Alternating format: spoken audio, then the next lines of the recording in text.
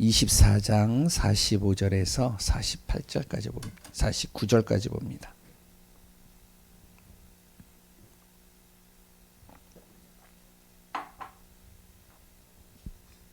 이 49절까지 보겠습니다.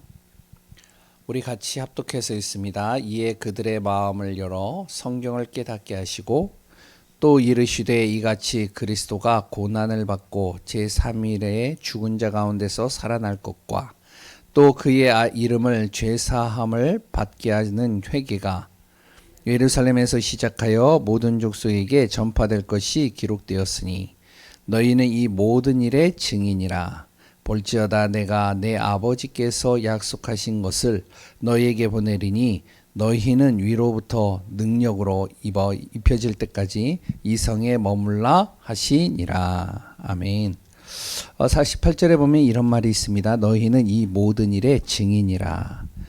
우리 교회 성도님들이 이 증인이 되어주시고 또한 우리 교회에 아픈 분들이 있습니다. 그 아픈 분들이 복음 안에서 말씀 앞에 딱 서는 그 순간부터 증인이 되어지는 응답되시기를 소원합니다. 다른 이야기는 이제 다 빼고요. 이건난 장로님이 엊그제죠. 목요일 날이죠. 갑자기 이제 병원에 목요일 수요일 날이요? 예, 수요일 날 이제 화요일 날 밤. 예, 아무튼 예, 화요일 날 밤에 이제 아프셔가지고 새벽에 수요일 날 이제 병원을 몇 군데를 갔어요. 고대병원, 무슨 박내과, 그리고 또한 한일병원, 그리고 이제 일산에 있는 병원까지 갔는데, 이제 그냥 이렇게 급체하고, 그리고 또 이제 가스가 찬 걸로만 알았는데, 이제 장이 여기 탈장이 돼가지고 이제 꼬였나 봐요. 그런데 이제 좀 이건난 장로님 이제 체질이 약간 특이 체질이에요. 그래서 이제 이 복강경 수술을 하면 되는데 그러지 못하고요. 개복 수술을 해야 돼가지고 그냥 이제 전신 마취해서 이제 수술을 하게 되어졌습니다. 여러 가지 이제 좀 이제 두렵고 힘든 시간들이 있을 수 있잖아요. 그런데 의사 선생님을 만났는데 그 의사 선생님 이름이 뭔지 아시죠? 예? 들으셔서 아시죠? 임마누엘이래요. 의사 선생님 이름을 봤더니 임마누엘로 적혀져 있대요. 하나님만 바라보라고. 또 하나님이 그렇게 하시는 것 같습니다. 우리는 어느 순간 속에서든지 하나님의 언약 속의 증인이다. 내 가정의 증인, 내 자녀의 증인, 또 우리 교회의 증인, 또한 우리가 가야 될 모두 현장의 증인. 그 증인의 축복을 누리는 응답들을 우리 안에서 이루어가기를 소원합니다. 그러면 우리가 두 가지가 정확하게 되어져야 돼요. 일단 우리 성도님들은 다 이거에 대해서는 확신이 있잖아요. 구원에 대한 확신은 있잖아요. 그러면 이제 우리가 무엇이 되어져야 되면 치유가 되어야 됩니다.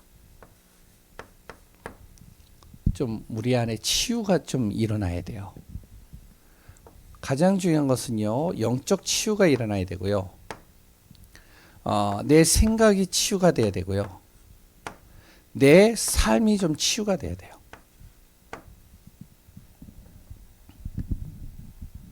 구원은 받았는데 내 영은 항상 어디에 있냐면은 창세기 3장의 그늘 속에 있어요. 그럼 진정한 증거는, 응답은 이렇게 나타날 수가 없겠죠. 우리의 생각이요, 항상 어디에 있냐면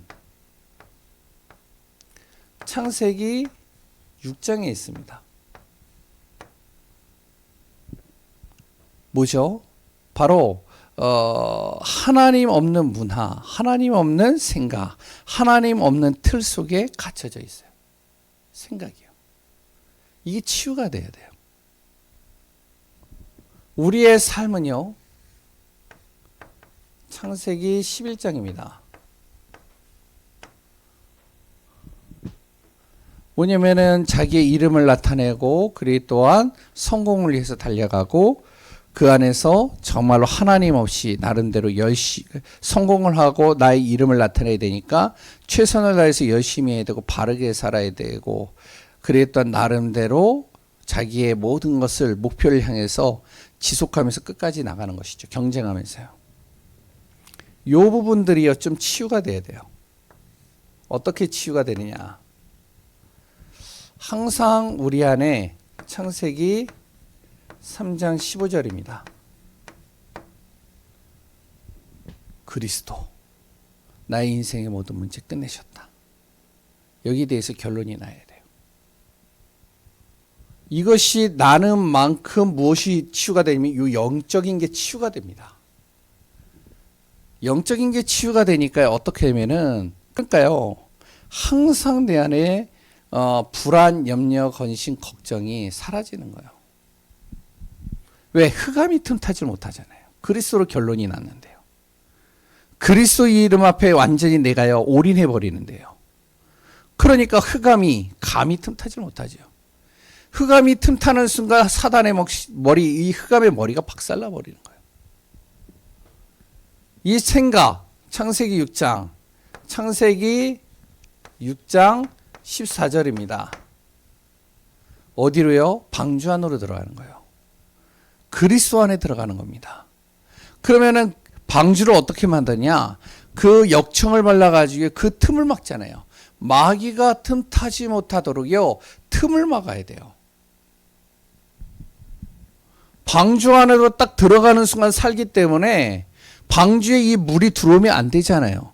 그러니까 역청을 발라서 그 칸들을 틈새를 다 막아버려야 되는 겁니다. 무엇으로 막죠? 그리스도의 말씀입니다. 그래서 자꾸 내 생각을 치유해야 돼요. 말씀을 계속 듣다 보니까요, 내 생각 자체가요, 치유가 되는 거예요. 아, 하나님이 하시겠구나. 이게 하나님의 계획이구나. 말씀을 듣다 보니, 아, 이게 사단의 통로구나. 아, 이게 진짜로 내 자신의 영적 문제구나. 보이는 거죠. 창세기 11장. 하나님 없는 성공과 열심과 몸부림은 어떻게 바뀌어야 되냐면 창세기 12장 1절에서 3절입니다. 바로 뭐라고 그러죠? 너는 너의 본토 친척 아비 집을 떠나. 어디로요? 내가 지시할 땅으로 가라. 메시아가 올 땅 그 땅으로 가라. 그러면 네 본토 친척 아비 집을 떠나라는 거예요. 그게 무슨 말이냐? 우상 숭배, 거기가 편하고 살기 좋고 정말로 내가 누릴 수 있는 모든 것들을 다 할 수 있는데, 그런데 거기서 떠나야지만 된다는 겁니다. 왜냐하면 그곳이 멸망이요, 재앙이요, 흑암과 우성이 가득한 곳이기 때문에요. 어디로요? 자꾸 우리가 하나님이 지시할 그곳으로 들어오는 거예요. 뭐죠? 예배입니다. 예배 속으로 들어야 돼요. 우리가 자꾸 예배 속으로 들어야 돼요. 좀 불편해요. 예배 드리는 게요. 좀 힘들어요. 그런데요, 자꾸 예배 드리는데 어떻게 되어지죠? 바로 아브라함이요, 이 가나안 땅에 갔는데 아무것도 없어요. 아니, 갔는데 뭔가 힘도 나야 되고, 가면 뭔가 응답도 있어야 되고, 뭔가 증거거리가 있어야 되고, 내가 누릴 수 있을 만한 터전도 있어야 되는데 아무것도 없어요. 그런데 하나님은 그곳에 가라는 거예요. 이 안에 모든 게 다 있다는 겁니다. 그런데요, 그 곳에 있는데요, 그 안에서 하나님은 아브라함과 이삭과 야곱과 요셉을 통하여 세계복음화를 이뤄 가신 겁니다. 나 한 사람이 이 속에 들어가는데, 예배 속으로 들어가는데 내 삶의 모든 것들이 다 살아나는 거예요. 그래서 예배의 성공은 인생의 성공이다. 삶의 성공이다. 이런 말이 있죠. 우리 안에 뭐가 돼야 되냐? 자꾸 치유가 돼야 됩니다. 요 부분들이요, 내 안에서 각인되고 뿌리 내리고 체질되도록 만들어야 돼요.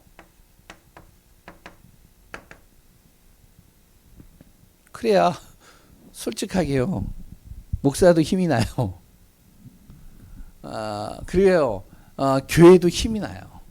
요새 이제 기도 이제 제가 매일마다 이렇게 올리잖아요. 그 올리는 거 보통 아닙니다. 제가 한 군데만 올리는 게 아니에요. 지금 한 6군데를 올려요. 다 다르게 올려요. 똑같이 올리지 않습니다. 그냥 이렇게 카피해서 그냥 집어넣지 않아요. 개인적으로 보내는 거는 그 개인에 맞게끔 다 보내요. 근데 이제 거기에 뭐가 있냐면은 아멘이라는 단어가 딱 올라와요. 근데 그것만 봐도 힘이 나더라고요, 제가. 하라는 얘기가 아니에요.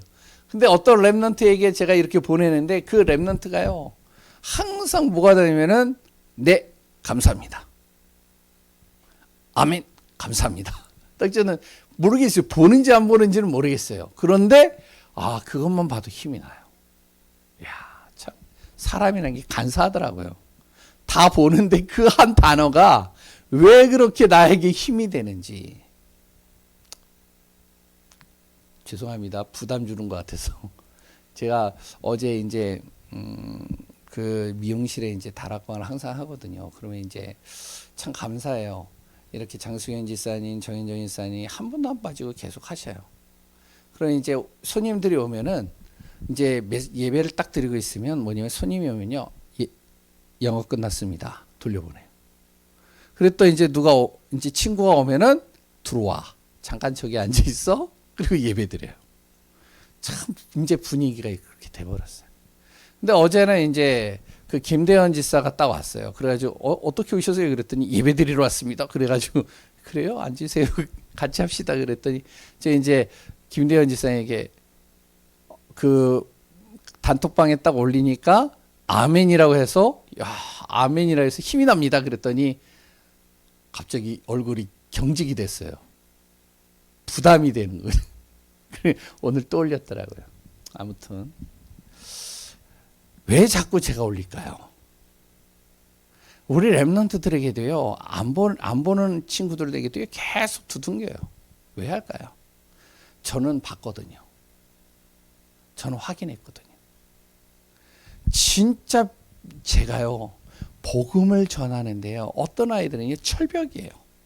어떤 아이는요. 완전히 무너졌어요. 어떤 친구는요. 완전히 어떻게 되어지면은 살기가 등등해요. 그런데 그 친구들이 바뀌더라고요. 그러니까 철벽이었던 아이의 틈 속에 그리스도가 들어가는 거예요. 저는 그걸 보면서 신기하고 놀라워요. 뭐가 돼야 되냐? 치유가 돼야 돼요. 오늘 누가복음의 저자는 누구죠? 누가입니다. 누가는요, 의사예요.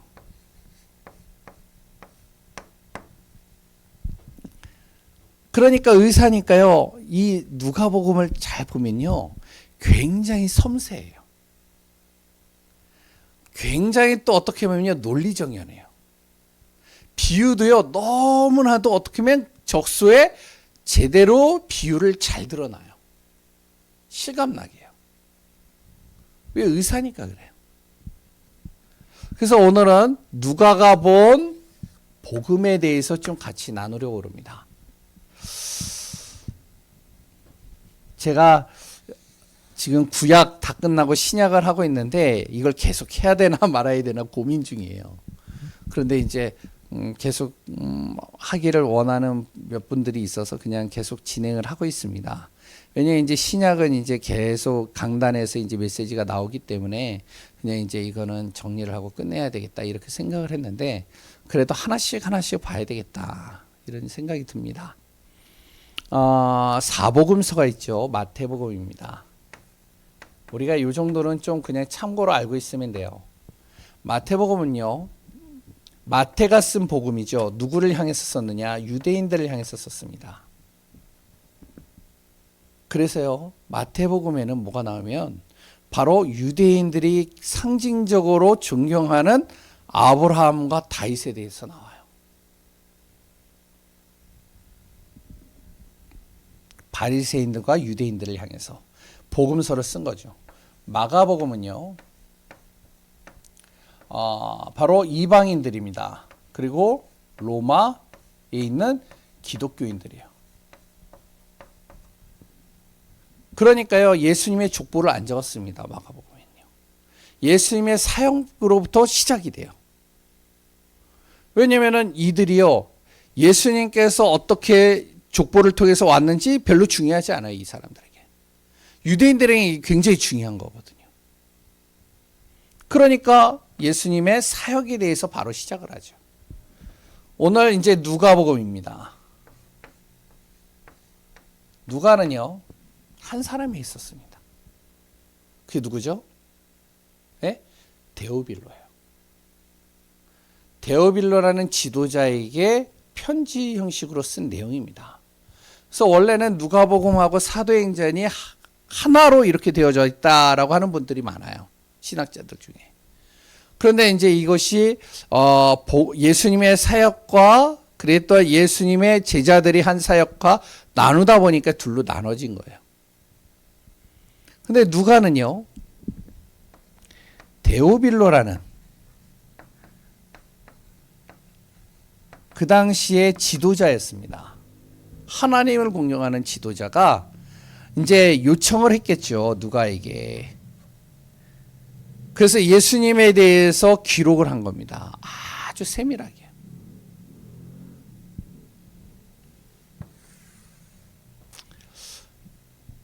유대인들에게 했기 때문에 왕으로 오신 그리스도가 강조되어지고요. 여기는 로마 기독교인들에게 썼기 때문에 예수님께서 섬김의 종으로 오신 그리스도에 대해서 왕이시지만 우리를 섬기려고 우리를 위해서 십자가에서 모든 죄와 저주와 허물을 치유하기 위해서 오신 그리스도, 이걸 강조하고요. 누가복음은요, 바로 데오빌로라는 한 사람에게 썼고, 그리고 또한 이것이 많이 읽혀지는데 바로 그 하나님이 사람으로 이 땅에 오셨다. 그래서 인자로 오신 예수 그리스도, 이렇게 표현합니다. 하나님이시지만 사람의 모습으로 이 땅에 오셨다는 것이죠. 그래서 누가복음을 잘 읽어보면요, 누가복음 1장 2장에 예수님이 어떻게 탄생했는지를 굉장히 세밀하게 기록하고 있어요. 마태복음보다 더 세밀하게 기록합니다. 왜? 사람의 모습으로 이 땅에 오신 완전한 사람 예수 그리스도를 설명하기 위해서.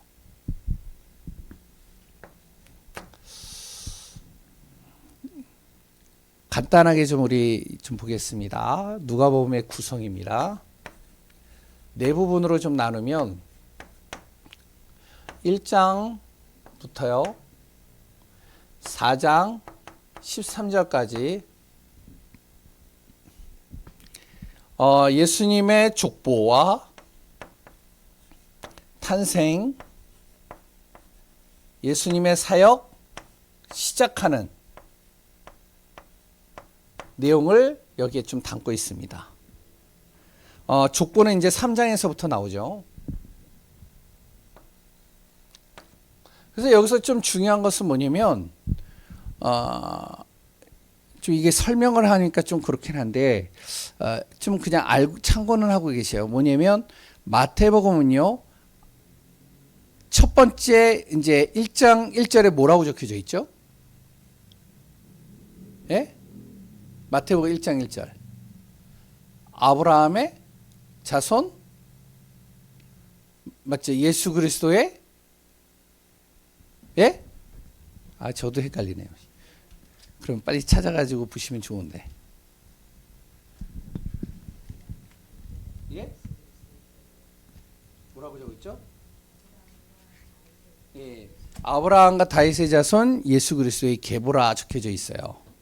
그런데 누가복음에는요, 뭐라고 하냐면 하나님으로부터 오신 그리스도, 이렇게 설명을 합니다. 족보에.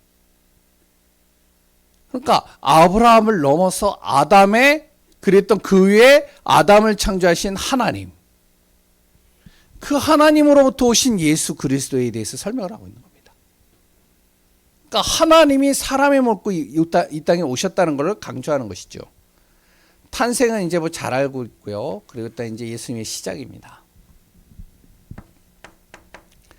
14절부터 9장 50절까지는 예수님의 사역에 대해서 적혀져 있습니다. 여기에는요, 예수님께서 뭔가 막 가르치고 그런 것보다는 제자들을 데리고 현장에서 치유하고 복음 전하고 하나님의 나라에 대해서 전도 현장에 대해서 좀 많이 기록되고 있어요. 누가복음 9장 51절부터 19장 27절까지 보면은 여기에 이제 예수님께서 이제 무엇이 나오면은 이제 사역을 어느 정도 마무리하고 예루살렘으로 가는 여정 속에 있는 과정을 기록하고 있는 게 바로 이제 이 내용입니다. 왜냐면 이제 십자가에서 자기의 모든 인생의 문제를 끝내기 위해서 이제 예루살렘으로 가는 여정이죠. 이 속에 이제 많은 예화들이 나와요. 19장 28절에서 24장까지 이제 여기에 십자가와 부활에 대해서 기록이 되고 있습니다.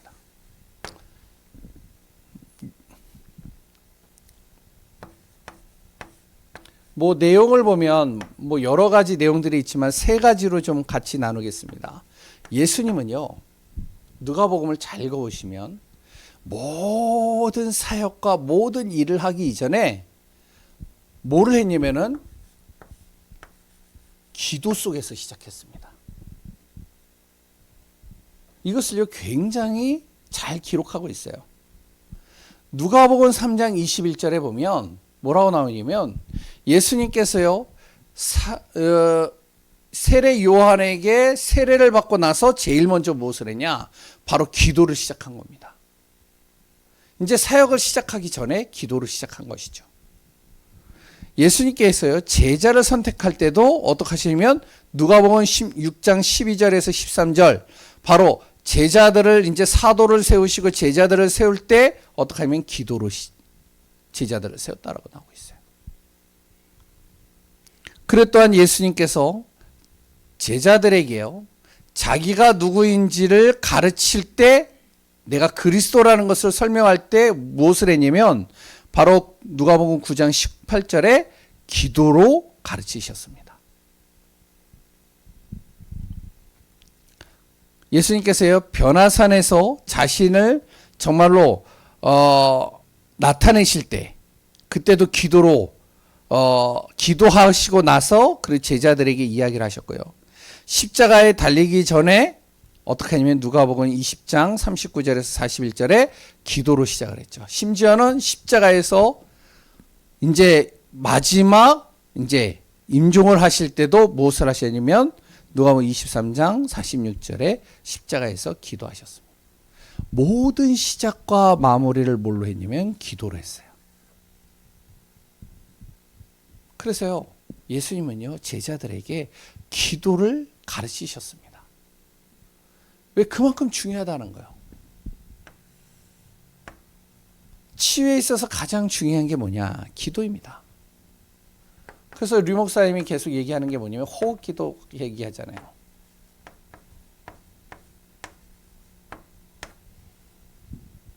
특히 질병에 있거나 여러 가지 병 중에 있는 분들은 이거 하시라.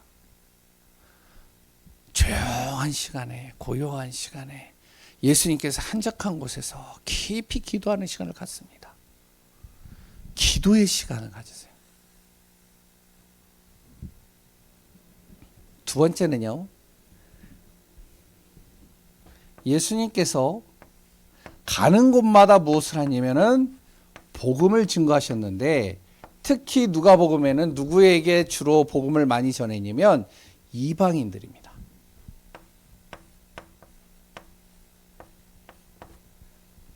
특히 사마리아인들에게요 복음을 많이 전했어요. 그리고 만민에게 복음을 증거하셨습니다. 유대인에게만 증거한 것이 아니고 만민에게.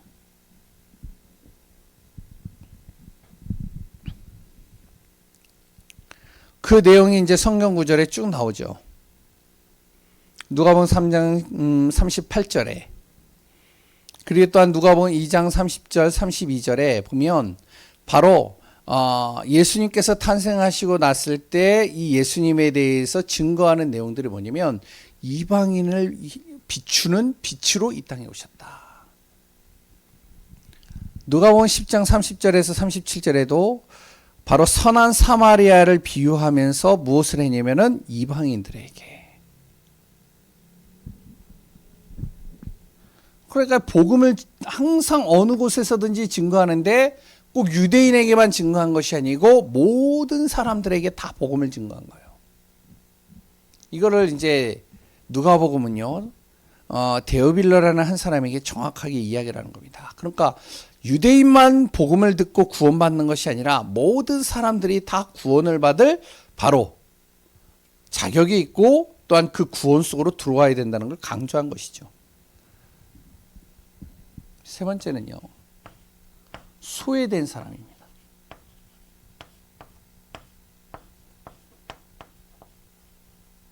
사람들이 별로 관심 없어 하는 사람들. 이런 사람들이 얼마나 중요한지 예수님이 하시는 사역 속에 큰 사역을 했던 것들을 기록하고 있습니다. 특히 여인들이요. 그래서 누가 보면요, 여인들이 많이 나와요. 예수님의 탄생도 마리아, 그랬더니 예수님이 오시기 전에 세례 요한을 이 땅에 보내실 때도 누구요? 바로 어머니 엘리사벳. 그래 또한 여러 마리아, 그리고 또 마르다, 많은 여러 가지 여인들이 쭉 나오는 거죠. 그 당시에는, 지금이야 그런데 옛날에는요, 여인들이요 소외된 계층이었어요. 이스라엘 백성들이요 숫자를 셀 때 누구만 빼앗느냐? 여자들하고 나이 어린 12살 밑에의 아이들의 그 숫자는 다 빼버렸습니다. 소외된 계층이죠. 그런데 예수님께서 그 소외된 계층을 통해서 하신 일에 대해서 기록을 쭉 하고 있어요. 누가복음은요. 그만큼 예수님의 사역 속에 중요한 역할을 했다는 사람들이죠. 그래 또한 누가 나오냐면은 여인들이 나오고요. 예수님이 죄인들과 함께하는 시간들을 가진 것이 바로 누가복음에 또 기록되고 있습니다. 누가복음 15장 1절. 바로 세리와 죄인들에게 다가가서 같이 이제 식사를 하고 대화하는 장면. 누가복음 19장에는 누구죠? 바로 삭개오입니다. 삭개오가 나옵니다. 완전히 사람들의 이제 돈을 갈취해서 자기의 이득을, 부당한 이익을 추구했던 삭개오. 사람들에게 손가락질을 당하고 사람들이 무시를 하고 사람들은 아무도 그 사람하고 가까이 하지 않는데 이 사람에게 예수님이 찾아오시는 거예요.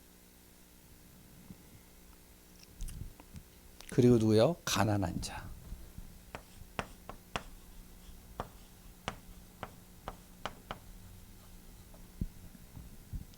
예수님은 소외된 사람들 한 사람도 소홀히 하지 않으셨다.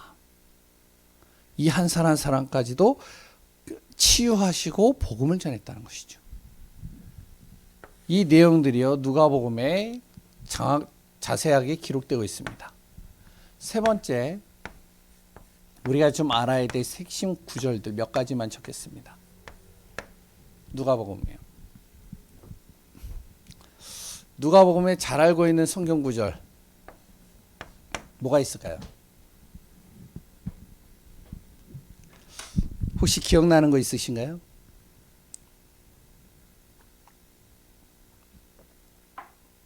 김지영 장로님.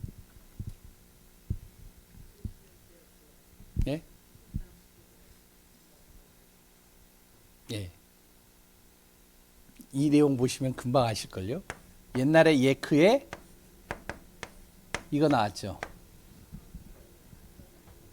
원래 랩런트들을 놓고 기도할 때 이 기도 많이 하시잖아요. 예수님은 키가 자라고 지혜가 자라고 하나님과 사람에게 사랑스러워 하시더라. 어떻게 보면은 좀 랩런트 사역할 때 굉장히 좀 중요한 구절입니다.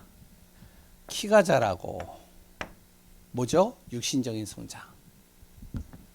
지혜가 자라고 뭐죠? 예? 정신적인 성장. 하나님과 뭐죠? 영적인 성장.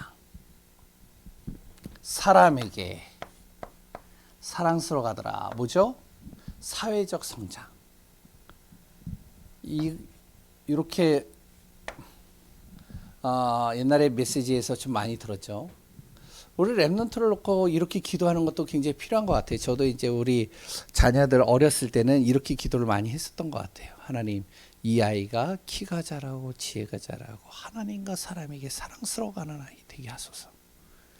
지금은 좀 말을 안 듣는 부분들이 좀 있긴 있는데 그래도 뭐 하나님이 하시는 부분들이 있으니까요. 또 하나는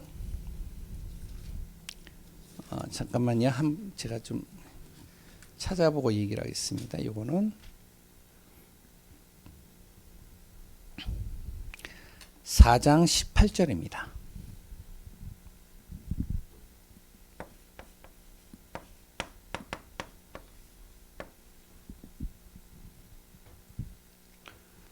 거기에 이렇게 나옵니다. 선지자 이사야의 글에 이렇게 나오죠. 주의 성령이 내게 임하였으니 이는 가난한 자에게 복음을 전하게 하시고 내게 기름을 부으시고 나를 보내사 포로된 자에게 자유를 눈먼 자에게 다시 보게 함을 전파하며 눌린 자를 자유롭게 하고 주의 은혜의 해를 전파하게 하려 하심이라. 예수님이 오신 목적입니다. 뭐죠? 가난한 자에게 복음을 증거하고 그리고요 포로된 자에게 자유를, 영적으로 눈먼 자에게 다시 보게 함을, 삶에 있어서 흑암에 눌린 자에게 자유롭게 하고 주의 은혜를 전파하려 오신 분 바로 예수 그리스도죠. 세 번째는 아까 전에 김지영 장로가 얘기했던 누가복음 10장 19절입니다. 우리가요, 이 부분은 좀 알고 있으면 좋아요. 마태복음 10장에도 예수님께서요, 제자들을 불러서 현장으로 이렇게 파송해서 사역할 수 있도록 이렇게 두 사람씩 짝을 지어서 보냅니다. 전도 현장으로요. 그리고 또한 누가복음에도 2명씩 짝을 지어서 전도 현장으로 보내요. 마태복음은요, 사도들을 중심으로 했고요. 여기는 70인 제자입니다.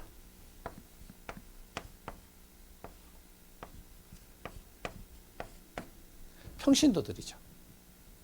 그래서 누가복음에는요, 제자 사역을 굉장히 많이 하셨어요. 예수님이. 전도 운동을 정말로 굉장히 강조를 많이 했습니다. 우리 정말로 하나님의 자녀들은요, 무엇이 되려면 구원받는 것으로 끝나는 것이 아니라 진짜로 우리가 생명 걸고 전도 운동하는 것이 우리의 사명이에요. 이거 설명하고 있는 거죠. 네 번째, 또 우리가 잘 알고 있는 누가복음 15장, 16장의 내용은 우리가 좀 알고 있는 부분들이 좀 있을 겁니다. 그리고 또 중요한 부분입니다.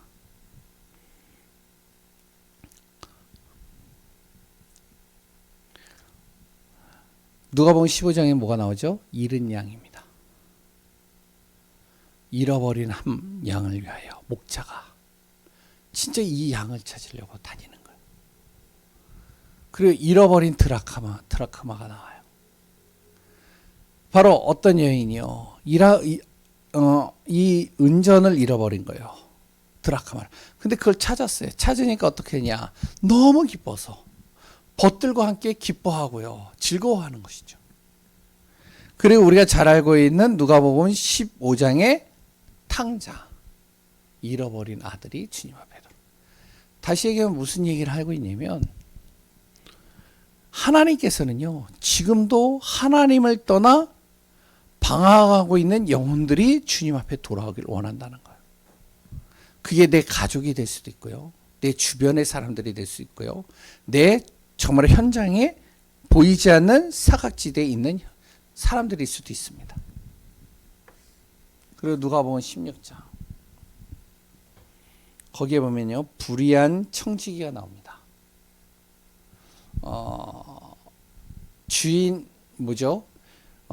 주인이 15장에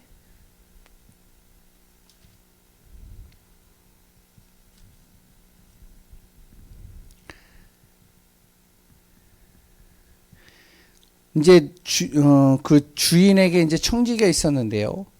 그 청지기가 이제 어떻게 보면은 자기의 직분을 잃어버린 겁니다. 왜냐면은 너무 일을 못하니까. 그러니까 이제 주인이 쫓아내려고 하는 거예요. 그러니까 이제 이 사람이 어떻게 하면은 주인에게 빚진 사람들의 빚을 탕감해 주는 겁니다.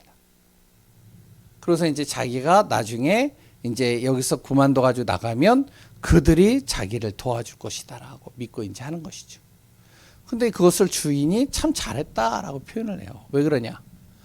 빚을 지었는데 이 빚을 갚지 못하는 거예요, 저 사람들이. 갚지 못하면은 그냥 갚지 못한 상태로 계속 가는데 그것을 어느 정도 탕감해서 그것을 다시 걷어들일 수 있도록 하는 거니까 그러니까 이제 주인이 뭐 이제 잘했다라고 하고 그 불의한 청지기의 일이 정말로 칭찬받을 만한 일이라고 얘기를 하는 것이죠. 다시 얘기하면은 진짜 갚을 수 없는 능력이 있는 갚을 수 없는 사람들에게 정말로 그걸 갚을 수 있는 은혜를 줬다는 것이죠. 바로 하나님이 그렇다는 겁니다. 그리고 거기에 부자와 나사로가 나오죠. 그래서 이 누가복음 15장과 16장의 내용은 우리가 좀 알고 있어야 됩니다. 그리고 하나 뭐가 나오면 오늘 본문입니다. 누가복음 24장 45절에서 49절입니다. 뭐죠? 우리는 바로 복음의 증인이다. 그리스도 안에서 우리가 정말로 이런 응답을 누리는 축복이 되어져야 되겠습니다. 그래서 마태, 마가, 누가, 요한 다음 주에는 이제 요한에 대해서 나오는데 이 사복음서에 대해서 어떤 내용이 좀 기록되고 있는지를 좀 우리가 알고 그리고 복음 안에서 기도하며 인도받는 응답이 되어지시기 바랍니다. 기도하겠습니다. 하나님 감사합니다. 복음서를 통해서 너무나도 양이 많지만 이 속에 담겨져 있는 정말로 하나님께서 정말로 우리에게 꼭 이야기하고 싶은 복음에 대한 부분들을 우리가 또 하나하나 정리하고 확인하면서 진짜로 참된 복음의 증인, 말씀의 증인, 영적인 하나님의 전도자요 증거 있는 삶으로 하나님 우리를 인도하여 주옵소서. 오늘도 말씀 속에 함께 하시고 기도 속에 역사하시고 또한 아픈 분들, 연약한 분들, 또한 여러 가지 어려움 속에 있는 분들 하나님 치료하시고 주의 나라와 뜻을 이루는 그 축복과 응답의 대열 속에 있게 하소서. 모든 것을 움직이시고 다스리시고 역사하시는 예수 그리스도 이름으로 기도합니다. 아멘. 하나님